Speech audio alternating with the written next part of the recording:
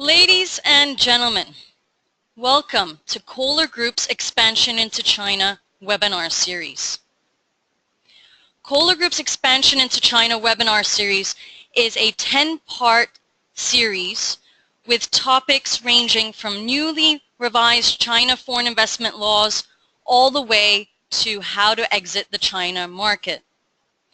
Our aim is to help foreign investors with their market entry, their operations locally in China, and eventually, although it's a bad sign obviously, their exit from the Chinese market as well.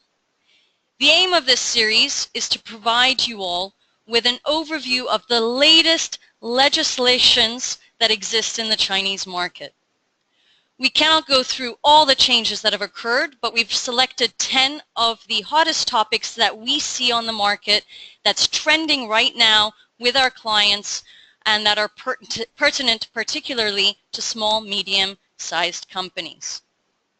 Today is part 1 of 10 webinar sessions, and the title of today's webinar is the newly revised China Foreign Investment Law.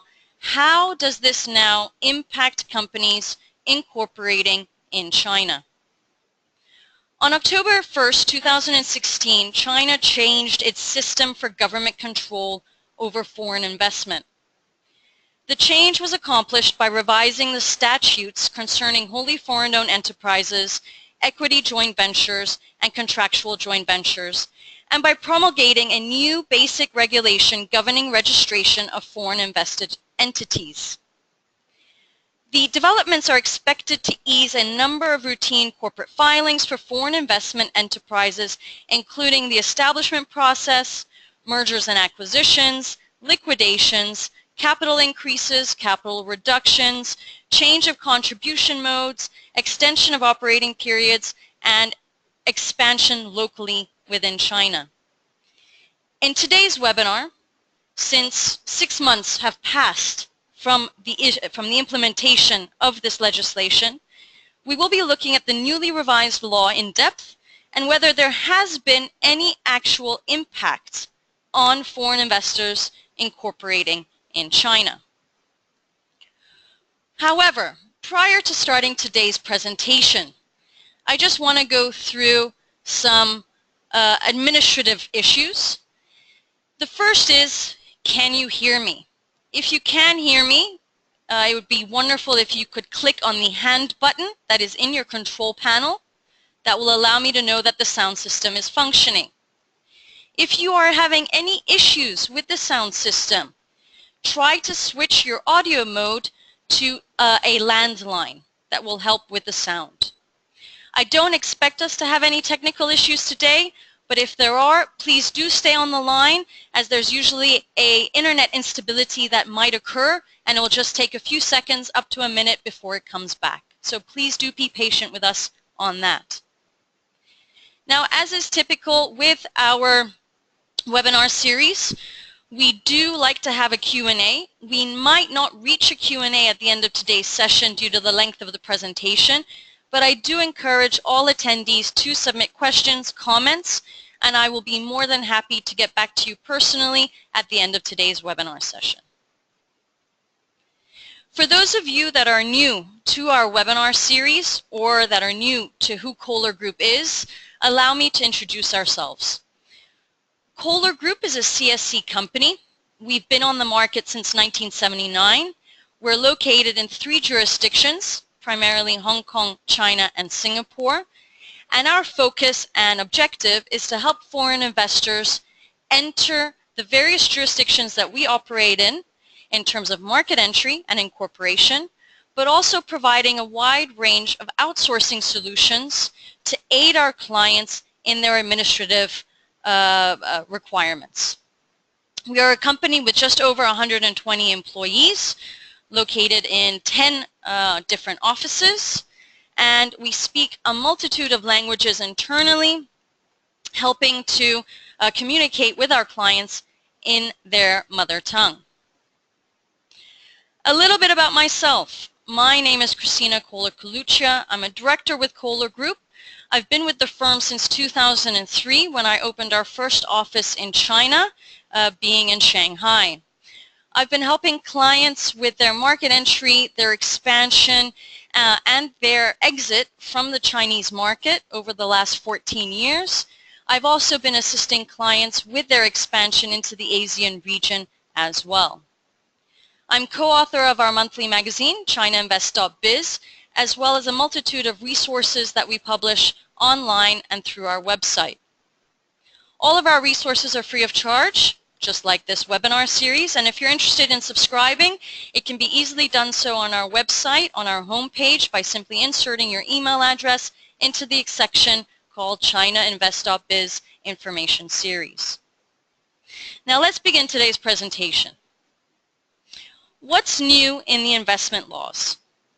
There are three terms highlighted in blue on this slide which basically summarize very clearly the new legislative regulations that have been passed in October of last year. Approval filing is the old system, record filing is the new system, and the negative list is the system the government uses to define whether a foreign investor can invest in China without a partner or even at all. There is a catalog of industries highlighting restricted and prohibited industries, which specifies whether a foreign investor can actually make an investment in China on its own or through a joint venture partner or even at all. When comparing the former regime categorized as approval filing to the new regime referred to as the record filing, one has to understand that prior to October 1st of last year, any foreign investment in China was subject to government approval, with an approval timeline of a couple of weeks all the way to a couple of months. In fact, the old laws provided that all material corporate matters, including the establishment of a foreign invested company, but also the changes of equity ownership, business scope, registered office address, corporate structure, all triggered an approval filing. Now, the new record filing system requires only investments that fall within the scope of the negative list, meaning it is companies, foreign investors that are 100% permitted to invest into the Chinese market, to seek approval by the government. Meaning that as long as the contemplated scope of business of a foreign investor does not fall within one of these industries, MOFCOM approval will no longer be required for corporate matters and a record filing will be sufficient. Furthermore, the ones who still have to seek approval due to special restrictions or measures can expect a significantly shortened timeline, as the government authorities will have a lot less applications to check. Now, the whole aim of this change in the investment law is to create efficiency in the corporate filing process and to enhance stability within the foreign investment regime within China. Now, it should be noticed that the modifications are there for two reasons. Because the new record filing system shortens the processing time, meaning that everything will become more efficient, and it is expected that all applications can be done within 3 to 5 working days, once all documents are obviously submitted. And the second is because the number of required documents for the record filing has been reduced, and clear laws and regulations have been passed to all the Administration of Industry and Commerce officers in all regions, there is a level of stability in terms of decision-making processes that are being made.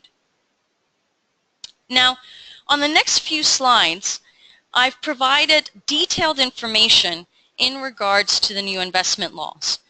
I don't want to go through all of these details. I'm going to be providing everybody with the presentation that they can then go through and detail what all of it means.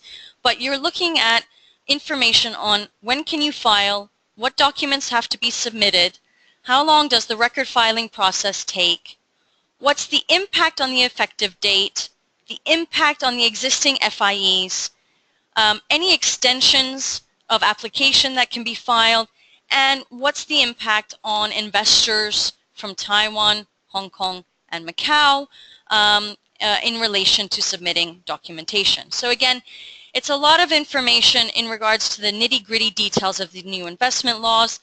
Please do take a look at this at the end of the presentation when you do receive the PDF. And if you have any questions, don't hesitate to ask. Now, one key point in relation to the investment laws is the negative list. Now, in September 2016, the NPC decision initially indicated that the State Council will issue or approve the issuance of a so-called nationwide negative list, a catalog displaying the sectors into which foreign investors are restricted or prohibited. However, and to the disappointment of many, this has not been done.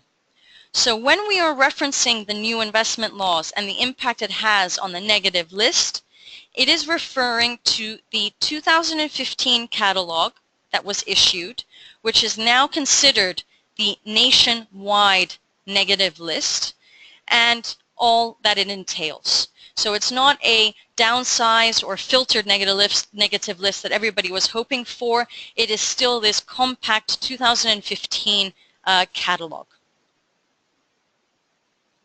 Now, primarily, when we're looking at the new investment laws, it is, in summary, focusing purely on the changes of application procedures that are within the government offices and within the government bureaus.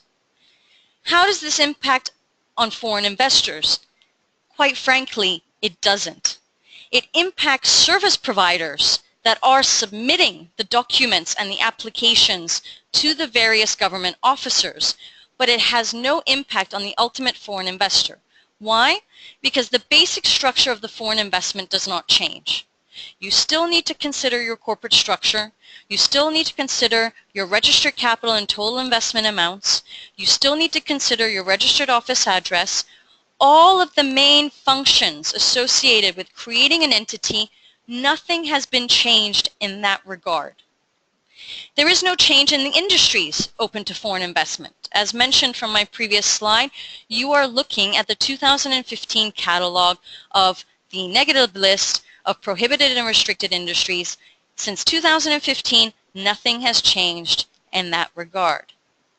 When you're looking at timing, there is no significant reduction in the time required to register a foreign-owned entity.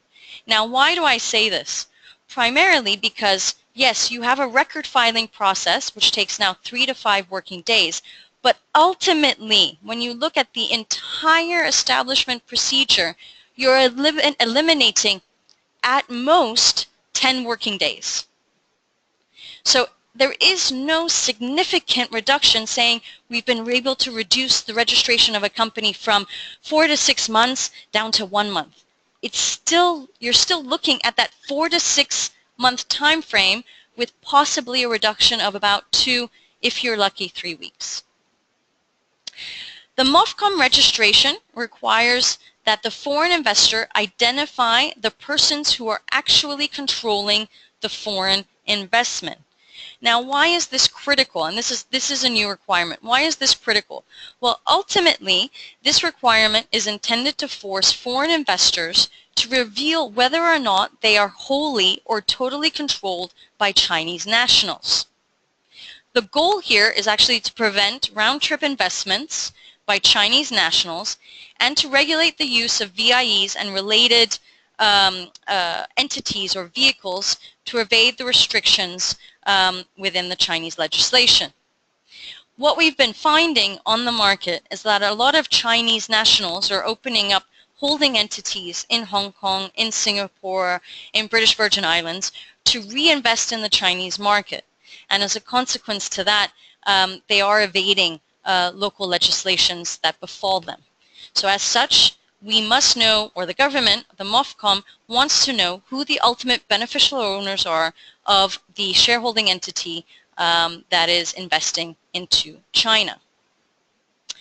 China's new FIE rules do not provide for any major changes. So yes, everybody is making a hoopla about the new investment laws, but nobody is looking in depth into actually what it means for the foreign investors themselves. Internally within Kohler Group, because we are an incorporation agent in China, we've had to go through trainings and understand what is required in terms of documentation, what is required in terms of filings. But this does not impact the ultimate foreign investor. Now, in order to clarify what I've just said, I wanted to provide everybody today with a registration process for a limited company in China. And this is the registration process for a foreign invested company. So the first is the name approval. Now, one key point one has to mention is that prior to submitting your name approval application, you do need to sign a lease agreement because the registered office address has to be provided during the name approval step. You then have the MOFCOM online registration. This is the new record filing, which takes about 3 to 5 days.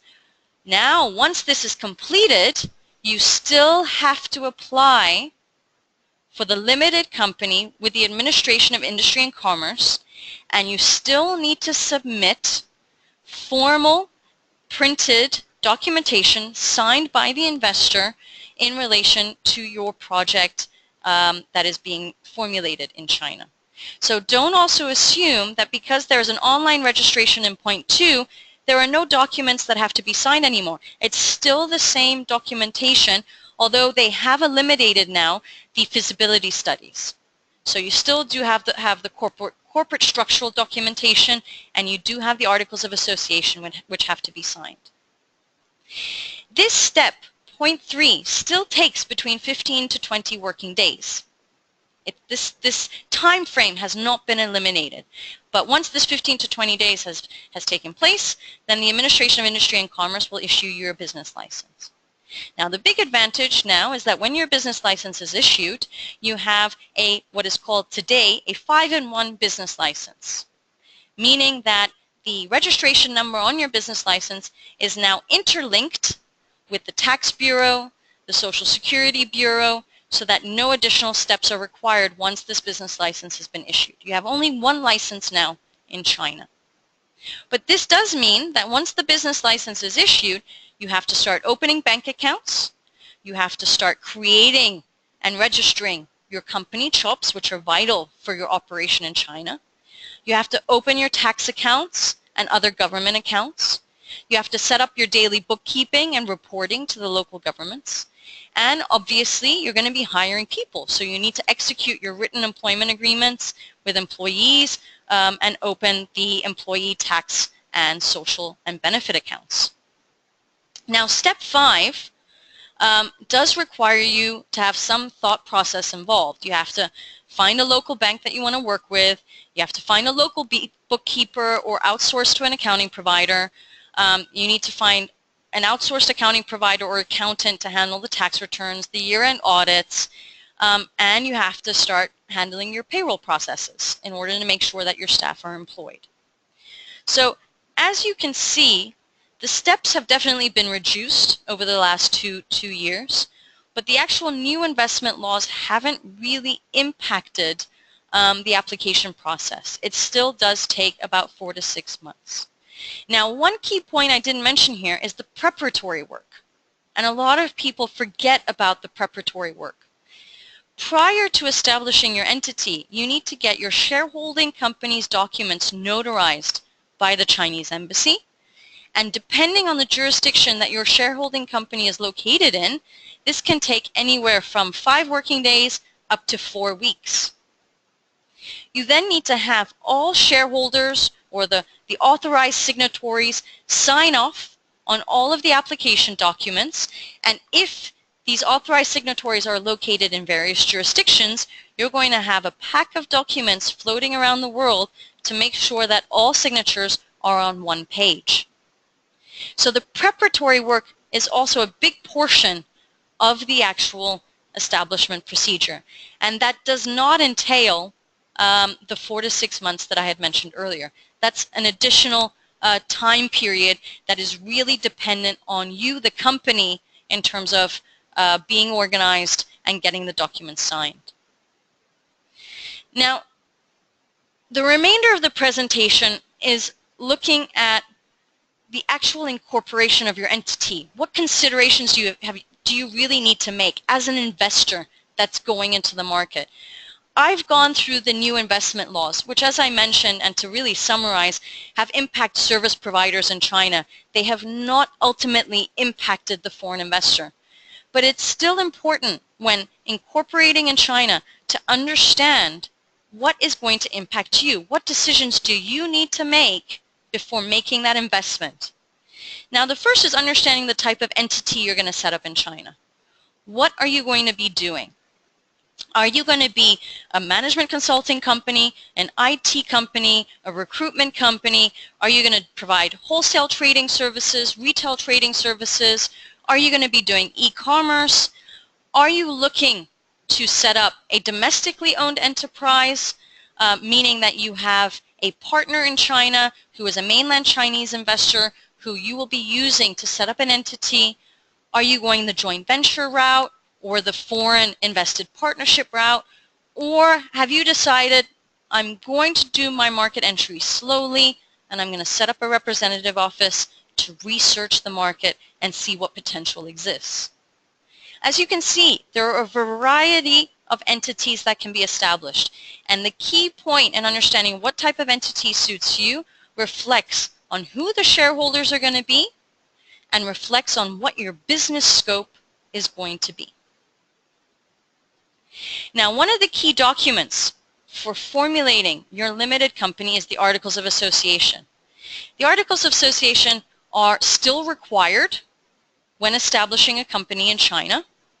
They are a key document that you will require to update as you progress over the years with your company. Any change that occurs from a corporate compliance perspective, meaning you're changing the shareholder, you're changing your registered capital amounts, you're changing the corporate structure, meaning the individuals that are within that entity, positioned as board of directors, legal reps, etc., changing your registered office address, changing any terms within the Articles of Association, amendments have to be made and board resolutions have to be passed. The amendments will always be considered as appendices to the original Articles of Association. And it's important because every single Administration of Industry and Commerce will provide you with a template, and every city has a different template. The key is knowing that you can make amendments and you can create your own Articles of Association that do require approval from the Administration of Industry and Commerce, but I've highlighted here some of the key considerations when formulating them. What should be inside? So as I mentioned, it's the legal basis for a company to do business with third parties. It's an important document. It's your company bylaws, ultimately, when setting up your company in China. Your company is going to be governed by all the rules that are inserted within this Articles of Association. Any senior management or anybody in the board of directors will ultimately be governed by the Articles of Association. You also have the voting rights that exist with shareholders at the shareholders meeting. You have rules and regulations on dividend distribution or subscription for increased capital or decreased capital. You have the assignment of the power of authorities within the organization. And last but not least, you're going to have your exit clauses, which ultimately I will go into in our last webinar session in this series. You have to know that at some point you might want to sell your company, you might want to exit the market, and the Articles of Association are going to dictate how you are going to be able to do that. And there will be articles and clauses within it that do dictate it.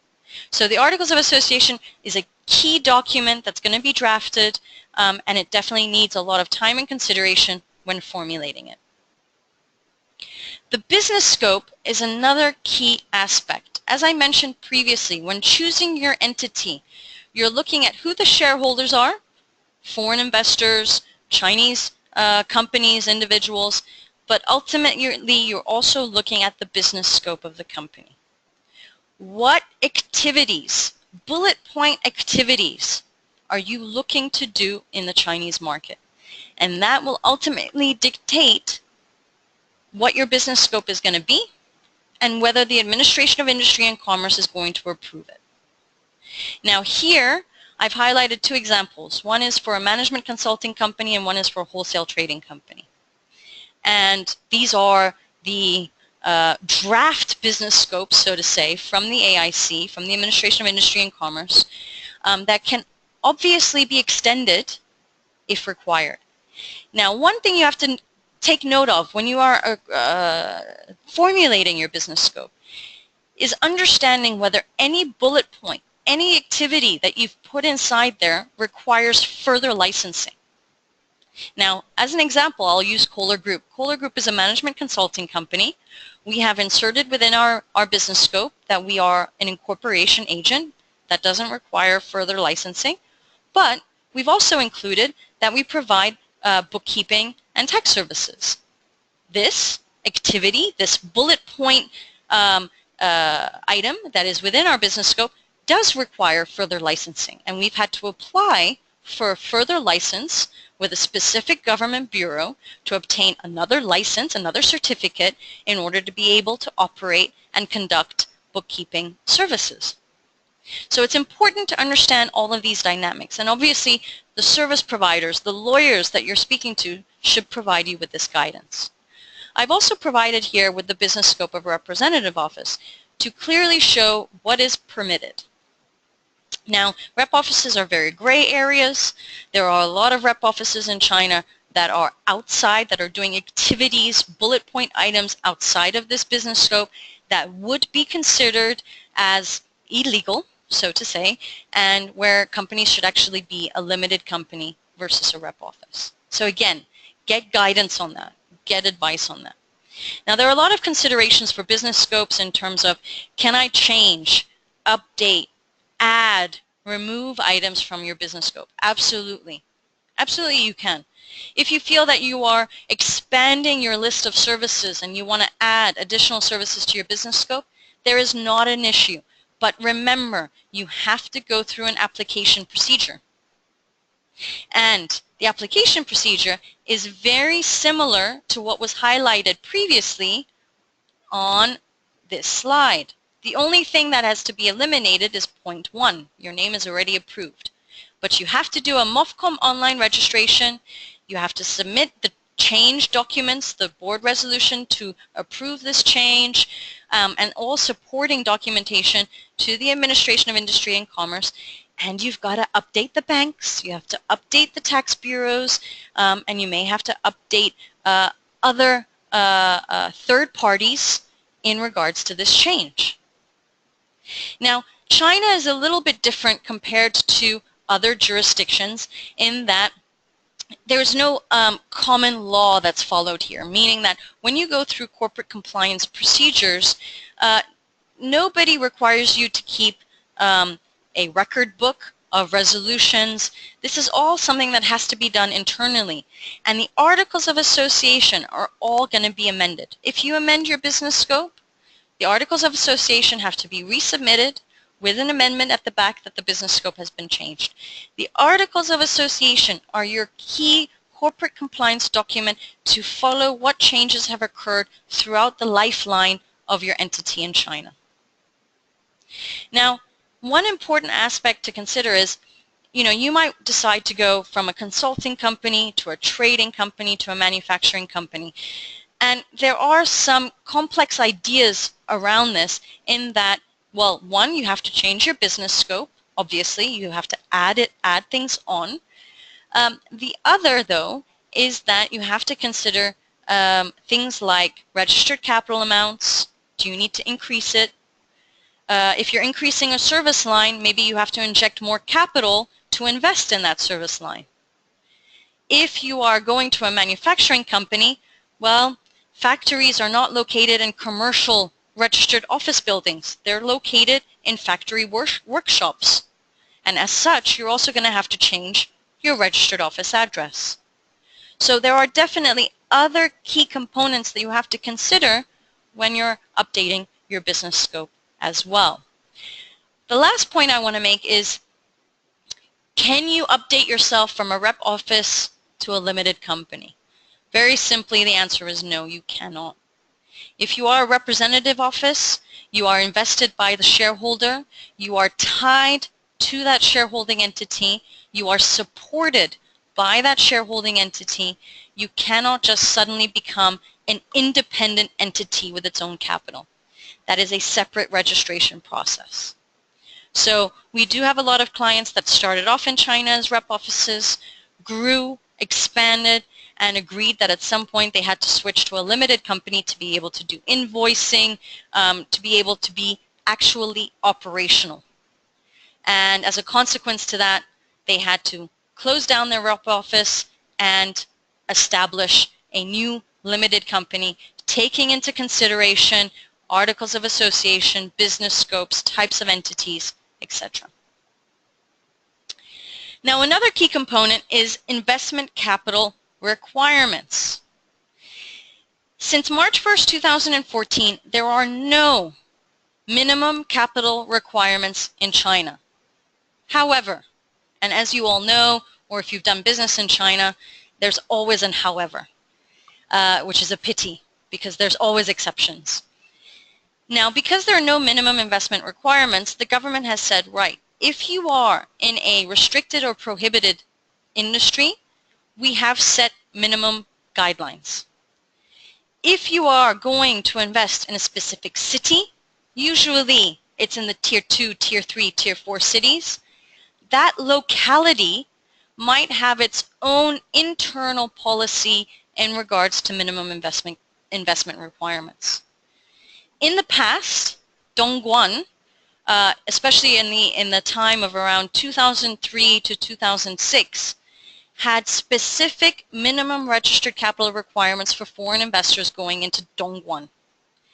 And at that time, the minimum requirement was $500,000 US, which if you're a factory might not be such a big amount of money. If you're a trading company or a trading house, that might be quite a lot. And in those days, it impacted the decision of a lot of companies whether to go to Dongguan or whether then to go to the surrounding areas of Guangzhou or Shenzhen to set up their trading hubs. It's important to understand when you're calculating your investment capital requirements. Like in many other countries, Hong Kong is an example, you can say I'm going to invest $1 Hong Kong. That's your liability. Now the issue is that in China, your investment capital is your working capital because the traditional concept of loans does not exist. In Hong Kong, you would invest, you would say my capital is $1 Hong Kong, but then the shareholding company would have a loan that they give to the Hong Kong company that will then be repaid based on the success of that Hong Kong company. In China, not like that at all. You have a designated registered capital which you are going to use as your startup capital, your working capital, to pay off all expenses for the period until your cash flow is working correctly and is stable. So when you are making this calculation, obviously the first thing you need to do is create a budget. Understand what your cash flow needs are so that you can understand what your registered capital should be. Now, when this legislation came out on March 1st, 2014, I was thrilled, primarily because foreign investors would come to me and say, right, what's the minimum registered capital? I'm going to invest that money, and you can't change my mind either way. Lo and behold, 6 months later, money has run out. They're not receiving payments from customers, and they can't pay salaries, they can't pay rent. They're stuck because the traditional loan concept does not exist. You cannot just say that the shareholding company will now transfer funds and do it quickly. The concept of quickly doesn't exist in China. So the key point here is really calculating your cash flow needs, calculating what you need to sustain yourself in the Chinese market when you set up your company. Very, very important. And key point, you can increase your registered capital if you don't have enough funds. But you have to go through an application procedure. And an important point is understanding that the application procedure is going to go through the record filing process, which is step 1, and you still have to go through an approval process with the AIC. So key points. The next is understanding bank accounts. Very key point in China, and Quite frankly, this is a key consideration wherever you're setting up a company now, because banks have become difficult in terms of opening up accounts. My recommendation in China, try to avoid working with the foreign invested banks if you can. Or if you really want to work with them, work with a foreign invested bank that you're already working with in your home jurisdiction. If you are working with Commerzbank in Germany, work with Commerzbank in Shanghai. For me, the key is trying to avoid these generalized banks, these global banks that don't have specific jurisdictions in mind. I don't want to name them here. They've just become extremely difficult in terms of opening accounts. So my recommendation would be work with specific banks that you work with in your home jurisdiction, especially if they're smaller banks and you know they're going to be a smallish bank in China, or work with the local banks. Working with Bank of China, ICBC, Merchants Bank. Very simple to work with them. They have online banking facilities. You can work with them in English and Chinese, but just keep in mind, regardless of what bank you work with, if you're going to be doing online banking, the name of the beneficiary has to be written in Chinese characters. So you're always going to have this situation with no matter what bank you work with that Chinese will come into play. So it's a matter of deciding internally how you're going to overcome that obstacle. Now, can you open, and I'm getting this question a lot now because of issues that are arising with banks, if you open at the time of incorporation with one bank, can you close that bank account down and open with a new bank? Absolutely. Just keep in mind time frames, and keep in mind that you don't need AIC approval. You don't need to do any record filing or AIC approval to open closed bank accounts. That's your decision, and that's your decision directly with the bank. So keep that in mind. You may have to do an application with the State Administration of Foreign Exchange and the People's Bank of China, but it doesn't require MOFCOM or AIC approval. Corporate structure. This is a very key point. This is probably where I conduct the most changes within every single organization that I've established in China, because who you appoint today might not be who is appointed in 2 years' time or even in 6 months' time. You're always going to have to make amendments and changes to this. A key point here is make sure you record your changes with the MOFCOM and with the AIC. Now, all of the corporate structure, being that the board of directors or the executive director, the general manager, the legal rep, the supervisor, all of these individuals do not have to be residing in China. They can be residing in any other jurisdiction around the world. These individuals should just know what their responsibilities are, what happens if they don't fulfill their responsibilities, and don't forget, all of these things are outlined in the Articles of Association, or should be outlined in your Articles of Association. What the powers of authority are, what are the term, the validities, the length of validity of each of these individuals. Are they going to be in these positions for 2 years, 3 years? You can set a time frame if you wish. The key point here is understanding and having foresight in understanding that if you have a falling out, as you, the business owner, if you have a falling out with any of these individuals, how are you going to make the change eventually? Because when you create the board resolutions or when you create the memorandums to resign somebody and appoint someone new, you will most likely need the signature of the person that is being terminated or is resigning. And as a consequence to that, you have to get their signature, which if you're terminating them might not always be so easy. So again, these are things you have to discuss internally, have foresight into understanding long-term vision, into understanding what you would need to do, what documents you might require in order to be able to get rid of that person easily.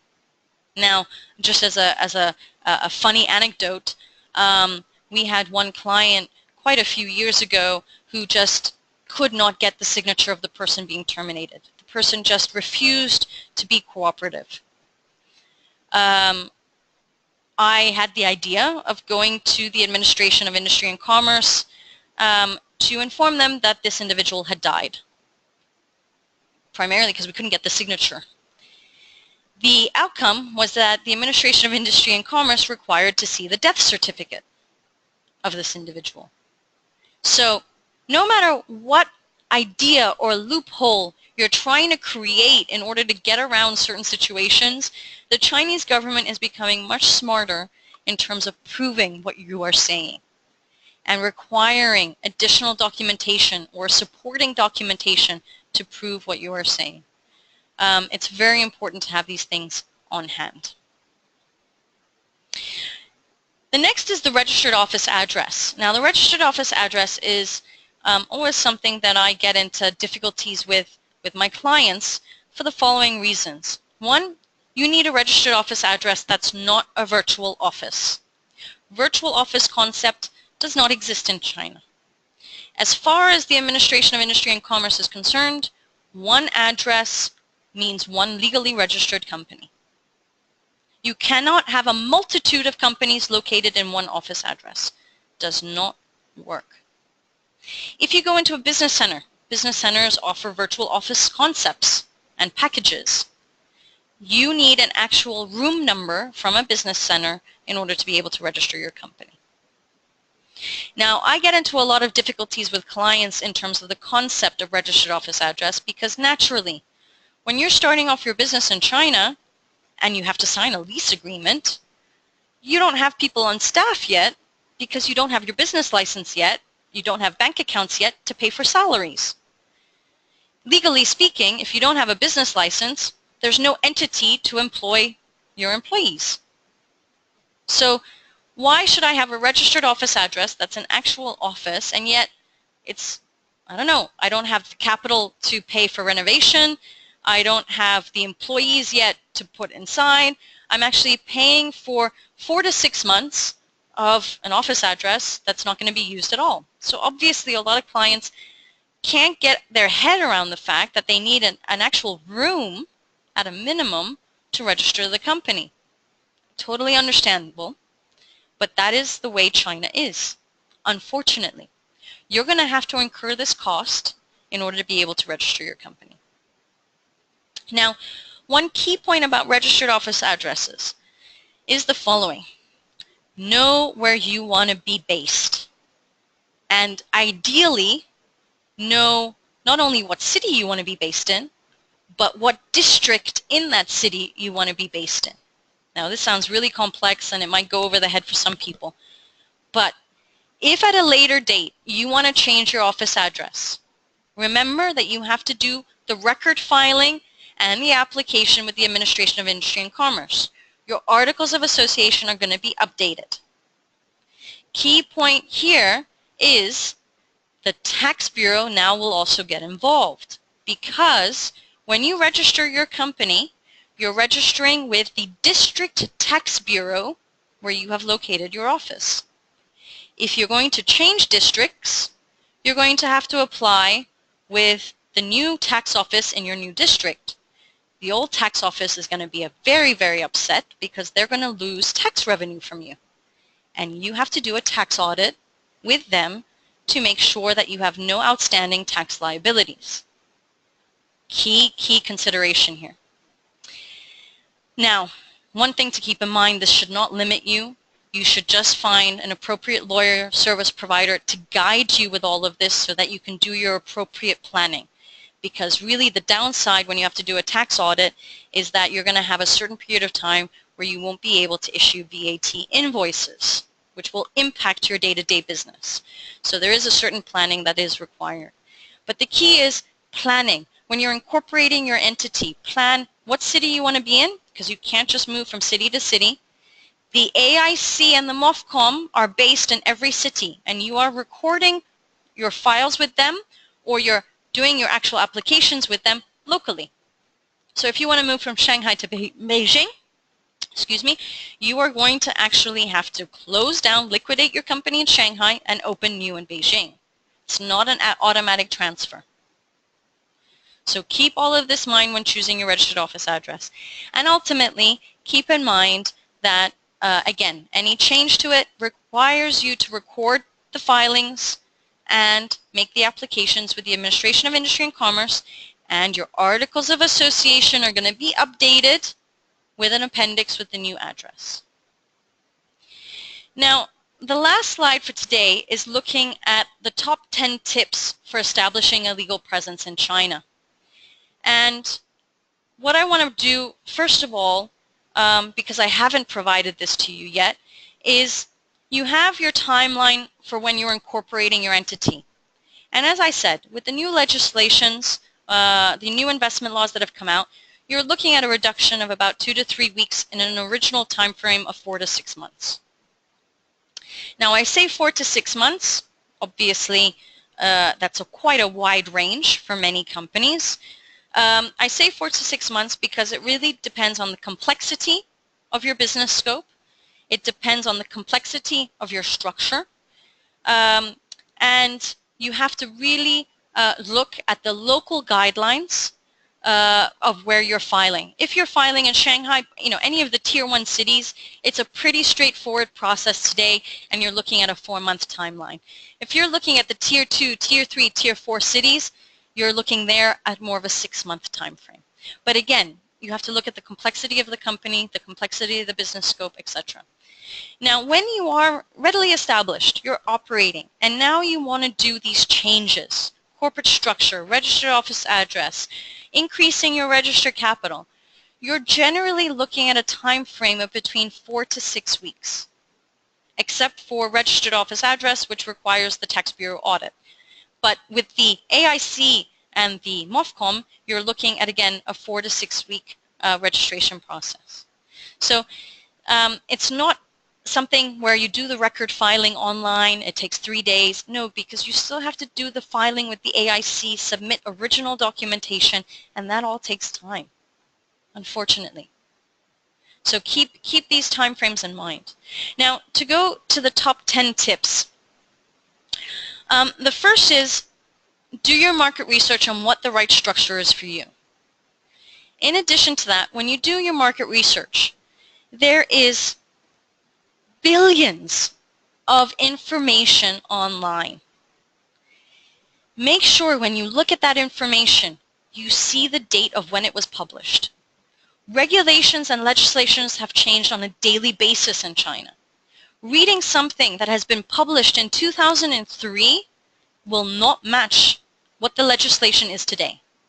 So when you do your research, make sure you look at documentation, at articles, at journals that are published from this year, from 2017, because that's what's going to provide you with the right up-to-date information. And all of that will guide you to find what is the right structure for you. Avoid a lack of attention and communication with your partners and your team. When you're establishing your company in China, because of the length of time it takes and all the documentation that is required, be attentive. Otherwise, the application procedure, the timeline falls on your shoulders, not on your lawyers and not on your service providers, because they're waiting for you to make the decisions. We are providing guidelines. We are providing you with advice. But we are not the decision makers. Ultimately, you are. And you are the ones that have to follow the momentum, understand what's happening, and make decisions quickly. That is really the key of the Chinese market. The Chinese love to prey on the patience of Westerners. And so be ready, be on the ball, be attentive, and make your decisions quickly, and make sure you're communicating with the team locally in China as quickly as possible. Ethical issues. Now, the number of times I hear, oh, well, this is China, we can just do it. Yeah, good for you, good luck, I wish the best for you. Be wary of ethical situations. If you're not going to do something in your home country, don't do it in China. Don't get yourself into that mess.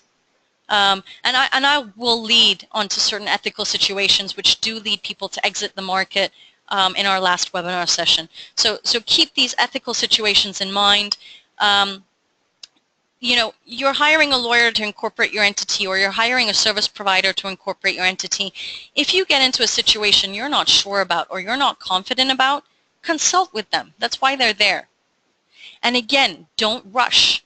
The Chinese love to prey on people's patience. The Westerners, we don't have patience. We want things to have been done yesterday. And the key is not to rush, to think, but be attentive. Be prepared. When you're incorporating your entity in China, or you are doing any changes within the structure of your entity thereafter, be prepared that all the application forms are in Chinese language. Board resolutions, the articles of association, the actual application forms that you print off the MOFCOM sites or the AIC sites, these are all in Chinese. English translations can be made by your provider and should be made by your provider. You should know what you're signing. Don't sign things blindly. Organize that documents are signed both in English and Chinese. So when you create your articles of association, one tip might be that you want the Chinese and the English and the Chinese translation immediately thereafter, so that you can see it all in one document. You have to keep in mind the Administration of Industry and Commerce might not like that formatting, but there's no harm in trying. Be prepared to sign numerous copies of resolutions and application documents.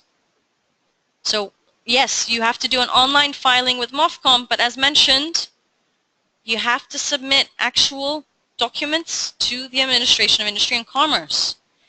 And usually it's just not one version. You have to sign probably 2 to 3 sets. Sign with a black ink pen. Now, most people laugh at me when I say this, but it's really no joke. The Administration of Industry and Commerce will not accept any documentation that has been signed with a blue pen, a red pen, a green pen, and they won't accept any documentation that has been signed by a black ballpoint pen. You actually have to sign everything with a black ink pen similar to a fountain pen. Don't try to contradict them. They just won't accept your application. So the key is just signing it with a black ink pen. Remember how you signed your original incorporation documents. What signature did you use? My recommendation is please follow the signature that's in your passport, so that you always remember what signature you used. You just have to reference your passport. Why? Because when you do any other applications or changes thereafter, the AIC has the record of your signature in their computer systems, and they will verify if it's the same. So remember what signature you're using. As an authorized signatory, make sure you remember this. Remember that a record of the online filing can be obtained. So if you want to control or you want to know if approvals have been processed, when you do the record filing with the MOFCOM, a confirmation can be printed out from the internet that they've obtained. They provide a status report basically of accepting the online filing and then approving it. It is important to obtain the approved and amended Articles of Association which receive a government CHOP, and this is pertaining to the Administration of Industry and Commerce. You need to keep all of these original files on hand for your further long-term development within the Chinese market if any further changes have to be made. Like I said, there's no requirement to file board resolutions or amendments of Articles of Association unless there's a specific change that has to be filed with the AIC. Otherwise, minor changes don't have to be filed. And it's up to you as a company to have your own internal compliance procedures. And that's why point 12 I highlight. Appoint a compliance officer to keep track of all the documentation. Now, why is this important ultimately? Well, if you plan on selling your company, if you plan on getting new investors within your company, if you plan on exiting the market, throughout all these steps, the Chinese government requires to see the full Articles of Association with the amendments. And last but not least, obtain advice and pay for it. Really, the amount of times that I have clients who have used their future employee to help them incorporate a company, but not being attentive and not communicating with that individual and never knowing if that company has actually been established, That's when they contact a service provider or a lawyer to get them out of the mess because they don't know what's actually been occurring. So we've actually just hit the 1 hour time frame for today's session. So unfortunately, we won't have a Q&A today. I have seen that questions have been coming in. Thank you very much for that. I will be contacting you after today's session to answer you directly. If any of you over the course of the day or in the next days do have questions about today's webinar, please don't hesitate to contact me. I would be more than happy to answer your questions and comments. Furthermore, if you enjoyed today's session and you haven't registered for our upcoming 9 webinars, please do so. All of the information is on our website, but it can also be found on this link here. We would be happy to have you join us. And last but not least, as I mentioned in my intro, if you are interested in gaining more information and free resources, free information from us, subscribe on our homepage by just inserting your email address into the section called ChinaInvest.biz Information Series. I want to thank you all for joining me today. I hope I was able to provide you with a little bit of insight into the new investment laws and incorporating your entity in China and operating it thereafter. Again, please don't hesitate to contact us if you have questions. I wish you all in Asia a lovely evening, and for those of you that are in Europe, a good start to your afternoon. Thank you all for joining us, and goodbye.